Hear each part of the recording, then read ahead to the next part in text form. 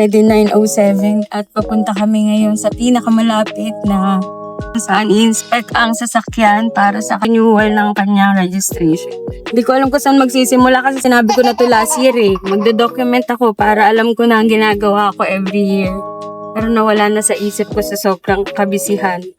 So ngayon, itatry natin kung paano mag-renew na tayo ang magpoproseso at hindi na natin kailangan pang pumunta ng LTO. Kailangan lang natin gawin, ipacheck yung sakyan, parang emission testing. Tapos tayo na lahat ang mag-encode hanggang dulo at tingnan natin kung mas mabilis ba tayo yung gagawa at kung magkano yung gagastusin natin sa end ng video na to. After 30 minutes, nakarating din kami dito sa PMVIC or the Private Motor Vehicle Inspection Center dito sa San Rafael, Tarlac in front of SNR katabi ng Creston Academy. Madali lang siyang makita kasi along the highway lang at mukhang bagong open kasi dati sa lapas pa talaga ako nagpapa-inspect ng sasakyan na mahigit 1 oras din ang biyahe mula sa bahay. Pinalapit na, tipid pa sa gas. Bago ko makalimutan, isa nga pala sa requirements bago makapag-renew ng registration ng inyong sasakyan ay ang PMVI certificate at ang insurance. Na ituturo ko rin sa video na ito kung paano makakuha ng hindi mo na kinakailangan pang pumunta ng LTO. At dahil nga sa walang pila, agad kaming in-accommodate para ma-inspect na ang sasakyan. Separate video na nga pala yung kung ano-anong mga test ang gagawin sa sasakyan during inspection.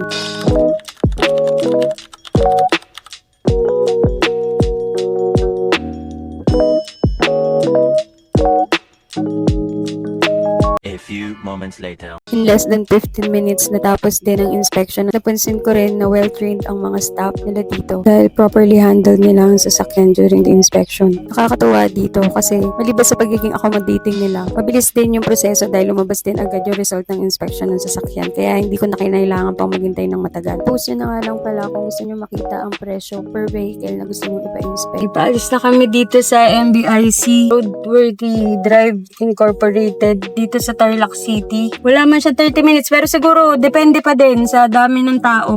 Pagdating namin, siguro mga 20 minutes natapos din kami at nakuha din namin yung inspection report. Itatry na natin gawin yung online registration. Before that, kumuha muna ng insurance. So yun, update ko ulit kayo mamaya kapag insurance payment na tayo. Tapos next na tayo sa renew ng ating registration. Hi, I'm back. Natapos na tayo kanina sa pa-inspection ng vehicle natin. Pasa naman, ang next step na gagawin natin is to have insurance and then we will see to the next part nga yung registration. Okay na tayo sa ating insurance at bayad tayo na 656.43 pesos. Pinili natin is yung standard insurance.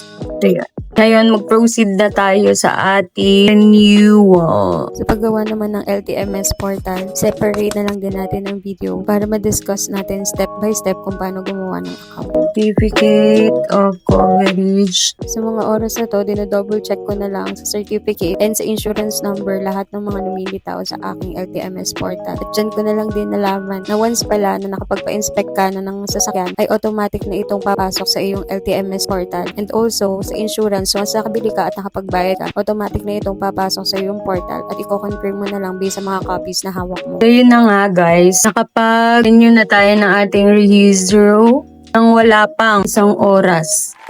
Compared sa magpupunta tayo sa LTO, pipila, pifill out, pipila ulit, pumunta sa cashier. Ganun lang pala kadali, no? So sa part na to, magre-recap na tayo ng ginastos. Inspection. Tapos, ang ating next na ginawa ay bayad ng insurance.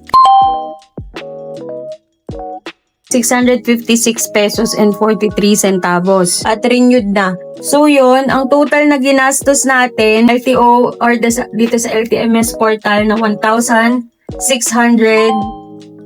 pesos. 3,116 pesos and 43 cents. Hindi compare nyo na lang kung saan kayo makakalis kapag kayo ba'y nag-process or yung inspection center, LTO or kayo na mismo.